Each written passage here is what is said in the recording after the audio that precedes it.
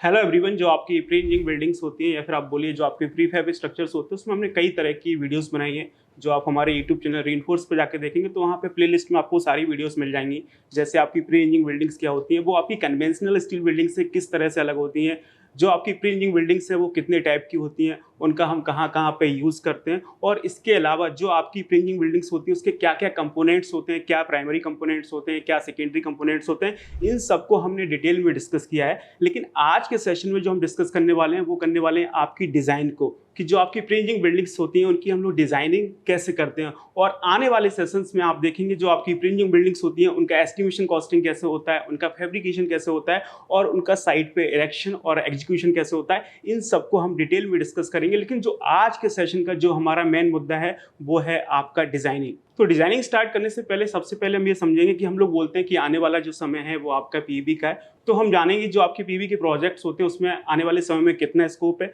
और ऐसे civil engineer pre engineering building की डिजाइनिंग में क्या क्या अपॉर्चुनिटीज हैं। और उसके बाद हम लोग डिस्कस करेंगे कि जो आपकी प्री इंजीनियरिंग बिल्डिंग की डिजाइन होती है उसमें क्या क्या सॉफ्टवेयर्स यूज होते हैं, उनके लिए हम लोग कौन कौन सा आईएस कोड यूज करते हैं, कौन कौन से आपके इंटरनेशनल कोड्स यूज होते हैं। और इसके अलावा आज के समय में हम देखेंगे तो हम लोग एडवांस टेक्नोलॉजी की बात कर रहे हैं, हम लोग बात कर रहे हैं बीआईएम की, बिल्डिंग इंफॉर्मेशन मॉडलिंग की, हम लोग बात कर रहे हैं एआई की, आर्टिफिशियल इंटेलिजेंस को। तो हम लोग उसको किस तरह से प्री इंजीनियरिंग बिल्डिंग की डिजाइन में इंटीग्रेट कर रहे हैं वो सारी चीजें आज हम सीखेंगे। और ये सारी चीजें डिस्कस करने के लिए हमारे साथ हैं इंडिया की leading PV company Epack prefab के designing head mister Yogesh sir, जो कि मोर देन 25 ईयर का एक्सपीरियंस है। और जैसा कि आपको पता है कि जो आपका EPACK pre engineering building company है जो कि लास्ट 24 ईयर्स से जो आपके इंफ्रास्ट्रक्चर के प्रोजेक्ट्स होते हैं, जो आपके इंडस्ट्रियल के प्रोजेक्ट्स होते हैं, और जो आपके स्पोर्ट्स के प्रोजेक्ट्स होते हैं, या फिर आप कहिए जो आपके रेसिडेंशियल मॉडुलर आपकी बिल्डिंग्स होती हैं, उन सब का जो इंजीनियरिंग होता है वो कैसे होता है, उन सब का जो फैब्रिकेशन है वो कैसे होता है, उन सब का जो प्रोजेक्ट मैनेजमेंट है वो कैसे होता है, और उन सब का आपका साइट पे इरेक्शन कैसे होता है, इन सबको लास्ट 24 ईयर्स से डील कर रही है। तो इन सबको डिटेल में डिस्कस करेंगे। और मैं हूं Sandeep Singh, welcome back to reinforce life line for civil engineers. और आप इस सेशन को पूरा देखेंगे तो आपको सारी चीज़ें डिटेल में सीखने को मिल रही होंगी। तो आप बने रहिए हमारे साथ और हम करते हैं अपने सेशन को स्टार्ट।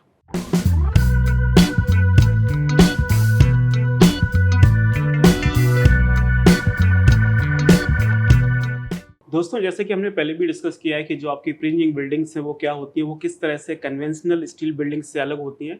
लेकिन आने वाले समय में, जैसा कि हम बोलते हैं कि आने वाला जो समय है वो आपका पीईबी का है, तो आने वाली डिकेड्स में जो आपकी प्री इंजीनियरिंग बिल्डिंग्स है उसका क्या स्कोप है वो हम सर से जानेंगे। ये जो स्कोप ऑफ पीईबी है ये तो बहुत वास्ट है और एवर एक्सपांडिंग है। तो जो पीईबी जो रिसर्च है पीईबी का वो बेसिकली है रेजिडेंशियल बिल्डिंग्स में है, कमर्शियल बिल्डिंग्स है, इंडस्ट्रियल, इंस्टीट्यूशनल, इन सारी बिल्डिंग्स में अपना पीईबी का यूज़ होता है।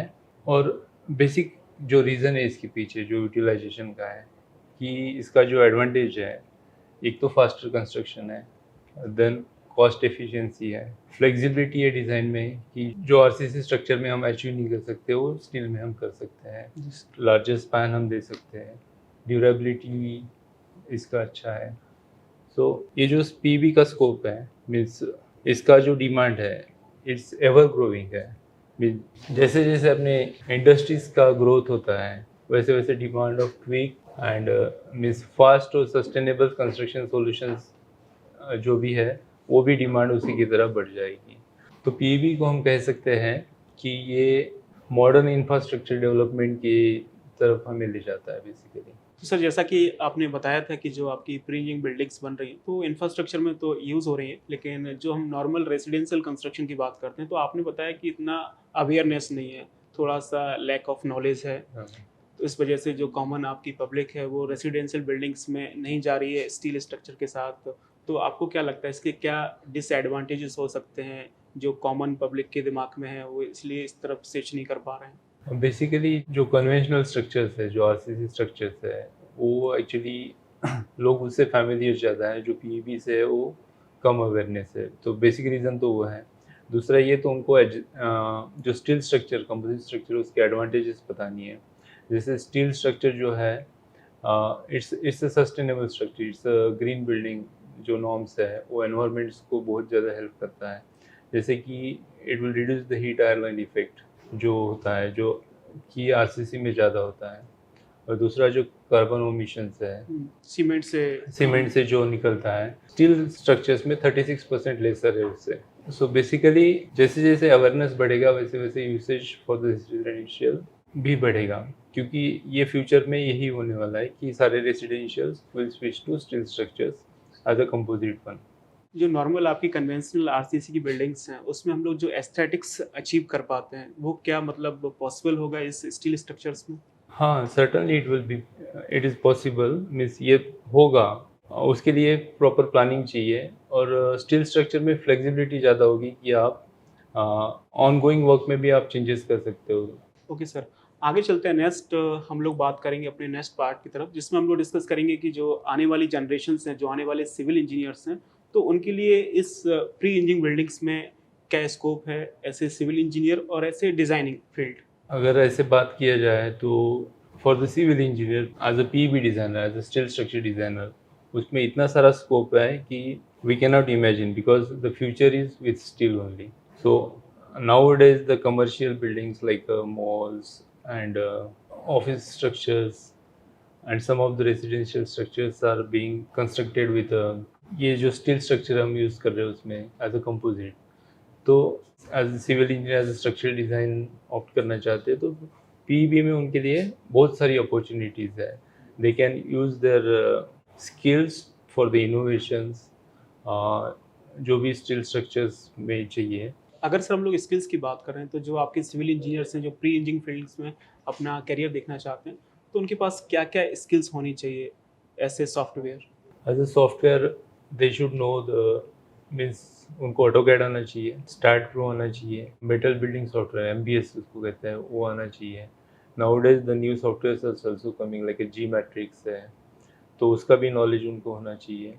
देन ई टैप्स है, E tabs basically use for the composite structures के लिए यूज़ करते हैं, तो उसका भी नॉलेज उनको होना चाहिए। बेसिकली जो सिविल इंजीनियर्स है, जो स्ट्रक्चरल डिज़ाइनर्स होते हैं, they should have the knowledge of detailing also, means जो भी डिटेल्स डेवलप होते हैं अकॉर्डिंगली हमें उसका डिज़ाइन करना पड़ता है, तो उनको वो सारा नॉलेज होना चाहिए बेसिकली। सर जैसे आपने सॉफ्टवेयर्स की बात की तो मार्केट में कई तरह के सॉफ्टवेयर्स हैं। आप मेनली बात करेंगे तो किसी भी इंजीनियर से बात करेंगे बोले सर मैं क्या सीखूं, ईटैप सीख लूं या फिर आपका स्टैट प्रो सीख लूं या फिर मैं टेक्ला सीख लूं, तो इन सब में मतलब क्या एक बेसिक डिफरेंस अगर आप कुछ वन लाइन में डिफाइन करें कि इंजीनियर्स को सबसे पहले कौन सा मतलब सॉफ्टवेयर सीखना चाहिए? एज ए इंजीनियर को तो बेसिकली स्टार्ट प्रो आना चाहिए, ईडैप्स आना चाहिए। It will help for their career growth also. ये तो हो गया डिज़ाइन सॉफ्टवेयर हो गया। Apart from this detailing software जो है ऑटोकैड है, AutoCAD 2D 3D and Tekla. So they should have a fair knowledge of all this softwares. ठीक है सर, हमने सॉफ्टवेयर नॉलेज की बात की कि एक इंजीनियर्स को इतने सॉफ्टवेयर की नॉलेज होनी चाहिए। बाकी जैसे जैसे वो आगे बढ़ेगा तो आपके नए नए सॉफ्टवेयर्स आएंगे, वो अपनी स्किल को एनहेंस करेगा। लेकिन इन जो सॉफ्टवेयर्स का जो बेसिक है वो है आपके आईएस कोड्स बोल दीजिए या फिर आप इंटरनेशनल कोड्स बोल दीजिए। जब तक आपको आईएस कोड का प्रॉपर नॉलेज नहीं है तो शायद सॉफ्टवेयर इतना काम नहीं करेगा जितना वो कर सकता था। तो हमें क्या नॉलेज होनी चाहिए कोड्स में? बेसिकली जो पीबी स्ट्रक्चर डिज़ाइन में आना चाहते हैं उनको तो पहले तो स्टील स्ट्रक्चर डिज़ाइन का नॉलेज होना चाहिए। स्टील स्ट्रक्चर डिज़ाइन जो अपना जो इंडियन सिलेबस है, ग्रेजुएशन का जो सिलेबस है उसमें वो इम्प्लीमेंट किया गया है। तो उसमें आरसीसी स्ट्रक्चर और स्टील स्ट्रक्चर ये दोनों उसमें इंक्लूडेड है, तो उनको तो नॉलेज होता है। बट अपार्ट फ्रॉम दिस जो अपना ब्यूरो ऑफ इंडियन स्टैंडर्ड का जो कोड का जो नॉलेज है that also they have to collect it. India में जो स्टील स्ट्रक्चर डिज़ाइन के लिए जो कोड यूज़ होते हैं बेसिकली IS 800 2007 होता जी है। सर। इसके साथ साथ जो विंड कोड है उसका भी उसको नॉलेज होना चाहिए। जो विंड कोड है IS 875 पार्ट 3 है बेसिकली उसका भी उसको नॉलेज होना चाहिए। देन डायनामिक एनालिसिस के लिए स्ट्रक्चर जहाँ पे सिस्मिक गवर्न करता है उसके लिए जो इंडियन कोड है अपना IS 1893 पार्ट 1 एंड पार्ट 4 है इंडस्ट्रियल के लिए, रेसिडेंशियल एंड इंडस्ट्रियल के लिए, तो उसका भी उसको नॉलेज गेन करना होगा। ठीक है सर, जैसा कि आपने बताया कि जो आपके इंडियन कोड्स हैं हमें नॉलेज होनी चाहिए अगर हम ऐसे सिविल इंजीनियर अपना पी में कैरियर देख रहे हैं। लेकिन जो कुछ इंटरनेशनल कोड्स हैं, कुछ आपके अमेरिकन इंस्टीट्यूट स्टील वाले कोड्स हैं, AICS वगैरह है, तो उनको हम लोग किस तरह से देखते हैं? जो बेसिकली जो इनिशियली जो अपना प्री इंजीनियर्स बिल्डिंग्स बनता था basically based on the American standard. So the American code is for the design was used as a EISC and that will be designed based on the guideline given by the MBMA. The load application guidelines MBMA define किया था कि आपको minimum ये load पे ये building design करनी चाहिए. इसके अलावा IBC का नॉलेज भी होना चाहिए, इंटरनेशनल बिल्डिंग कोड जो होता है. तो ये सारे कोर्स जो है उसी पे ये PB इंडस्ट्रीज डिज़ाइन होती है. तो आप देख सकते हैं कि सर ने आपको कितने सारे IS कोर्स बताए हैं, कुछ आपको अमेरिकन कोर्स बताएं जिनको आपको प्रॉपर आपको पढ़ लेना चाहिए ताकि आपको नॉलेज होगा जिसके बिहाफ पे आप अच्छे से अच्छा प्री इंजीनियरिंग बिल्डिंग्स को डिज़ाइन कर पाएंगे सॉफ्टवेयर की हेल्प से. जैसा कि हमने आपको बताया था कि जो आपका ईपैक है वो इंडिया का leading pre engineering building company है और उनके पास इंडिया का सबसे बड़ा डिज़ाइनिंग टीम है. और सर हमारे डिज़ाइन हेड हैं जो कि more than 150 plus design engineers की टीम को लीड करते हैं. तो सर आपने कुछ ऑटोमेटिक सॉफ्टवेयर्स भी तैयार किए हुए हैं जो आप यूज़ कर रहे हैं जो बाकी इंडस्ट्रीज में लोग यूज़ नहीं कर रहे हैं, तो आप उनके बारे में क्या बताना चाहेंगे? बेसिकली जो हमने इन हाउस टूल डेवलप किए हैं बेसिकली वो यूटिलाइज होता है कि बिल्डिंग लोड एप्लीकेशंस के लिए, जैसे कि हमारा स्टार्ट फाइल जनरेट हो जाए जल्दी से.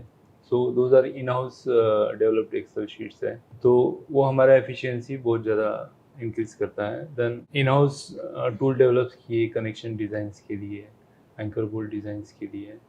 तो ओवरऑल ये जो है ये हमारा प्लस पॉइंट है कि we have all relevant design database based on the all the course. Means IS के अकॉर्डिंग है, EISC के अकॉर्डिंग है, जहाँ पे IBC का रेफरेंस आता है उसके अकॉर्डिंग भी हम उसको रेफ़र करते हैं. एज़ फार एज हमारा डिज़ाइन का जो स्ट्रेंथ कंसर्न है, हम 3 लोकेशन पे स्प्रेड है जो हमारा इंजीनियरिंग ऑफिस है. एक है हेड ऑफिस में एट नोएडा, दूसरा है हमारा हैदराबाद में एंड तीसरा है हमारा वाइजैक में. The design standards follow across all the 3 offices जो है वो एज अ सेम होगा. मीन्स सारा मेथोडोलॉजी वगैरह हम लोगों का सारा सेम ही रहेगा and due to that we are unique in the industry. As far as design strength is concern that तुमने तो ऑलरेडी बता ही दिया है. इसके अलावा जो हमारा जो नॉलेज बैंक है, average experience of all the team members is more than 18 years. ये हमारा एक मेजर एडवांटेज है कि we have experience team with us. आगे चलते हैं, नेक्स्ट हम लोग बात करेंगे जैसा कि सर ने बताया कि सर के पास more than 150 plus design engineers का टीम है जो कि काफ़ी ज़्यादा एक्सपीरियंस है. तो सर को मोर देन 18 प्लस ईयर का एक्सपीरियंस है PV फील्ड में. सर ने बहुत सारे प्रोजेक्ट्स डील किए होंगे, तो सर आप कुछ ऐसे यूनिक प्रोजेक्ट्स बताइए जिसमें आपने कुछ चैलेंजेस फेस किए हों. थोड़ा सा केस स्टडी के फॉर्म में थोड़ा सा ब्रीफ कर दीजिए.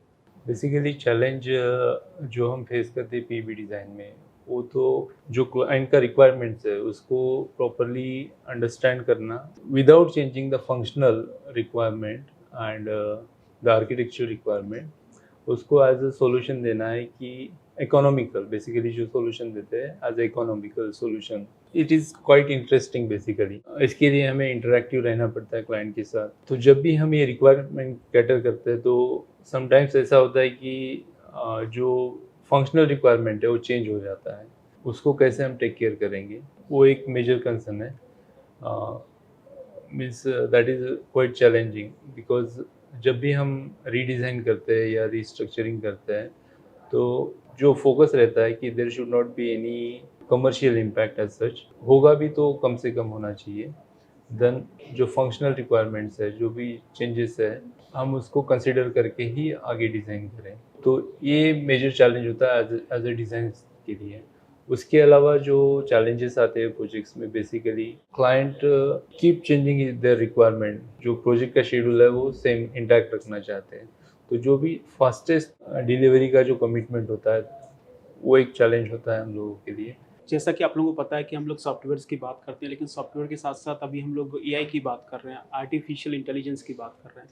तो जब आपका प्री इंजीनियरिंग बिल्डिंग डिज़ाइन किया जाता है तो उसमें जो आपका AI है, आर्टिफिशियल इंटेलिजेंस है, उसको हम लोग किस तरह से इंटीग्रेटेड करते हैं और उसके क्या क्या बेनिफिट्स हो सकते हैं? ये बेसिकली जो हमें हेल्प करता है to analyse the data very fast and जो प्रोबेबल एरर्स हो गए उसको प्रेडिक्ट करने के लिए वो हमें हेल्प करता है. एट ईपैक हम लोग ने जो AI ड्रिवन टूल्स हमने डेवलप किए हैं वो हमें हेल्प करते हैं डिज़ाइन एक्यूरेसी इम्प्रूवमेंट के लिए, डिज़ाइन ऑप्टिमाइजेशंस के लिए, और जो हमारा प्रोसेस है उसको स्ट्रीमलाइन करने के लिए it will help us. Definitely the AI एक रिवॉल्यूशनरी मूव होगा पीवी इंडस्ट्री में। आगे चलते हैं, नेक्स्ट हम बात करेंगे कि जो आपके पीवी के प्रोजेक्ट्स होते हैं तो उसमें जो आपका डिज़ाइनिंग है, यदि आपका एक प्रॉपर तरह से डिज़ाइन हो, आपका डिज़ाइन ऑप्टिमाइजेशन हो, तो जो आपका प्रोजेक्ट है वो कितना एफिशिएंट और कितना इकोनॉमिकल हो सकता है। जैसे कि मैंने पहले बताया कि design is the key for any economical solution, और from the optimisation point of view, from the commercial point of view, जो भी है हमारा accuracy of design and optimisation is the key towards the economy. At Epack हम जो design solutions जो भी हम क्लाइंट को प्रोवाइड करते हैं वो basically are the most optimised without changing their functional requirements, architectural requirements, but still it's economical one. वो हमारा एक स्ट्रेंथ पॉइंट है कि from design point of view जो एफिशिएंसी हमारा है वो हमें हेल्प करता है कि हमारा जो वेस्टेज हो एंड टाइम ऑफ इरेक्शन जो होता है उसको भी हम पहले ही सोच के उसको हम डिज़ाइन करना स्टार्ट करते हैं कि ताकि साइट पे भी चैलेंजेस ना आए इरेक्शंस के लिए। जैसा कि सर ने बताया कि designing is all about engineering, और engineering makes the projects more efficient and more economical, जो कि ईपैक प्रीफैब अपने क्लाइंट्स को उनकी रिक्वायरमेंट के अकॉर्डिंग प्रोवाइड करने की कोशिश करता है। तो इस पूरे सेशंस में आपने देखा कि हमारे यूएस सर ने आपको समझाया कि जो आपके प्री इंजीनियरिंग बिल्डिंग के प्रोजेक्ट्स होते हैं उसमें क्या स्कोप है, क्या अपॉर्चुनिटीज़ हैं, और डिज़ाइनिंग फील्ड में क्या अपॉर्चुनिटीज़ हैं, और जो आपका ईपैक है वो आपका प्री इंजीनियरिंग बिल्डिंग्स में किस तरह से काम कर रहा है। आई होप आपको काफ़ी सारी चीज़ें इस सेशन से सीखने को मिली होंगी। तो sir, thank you so much for cooperation in this overall sessions, and I wish for bright future for EPACK. अगर आपको ये वीडियो अच्छा लगा हो तो इसे आप लाइक करिए, अपने फ्रेंड्स के साथ शेयर करिए। बाकी मिलते हैं नेक्स्ट सेशन में। Till then keep learning and keep exploring. Thank you so much.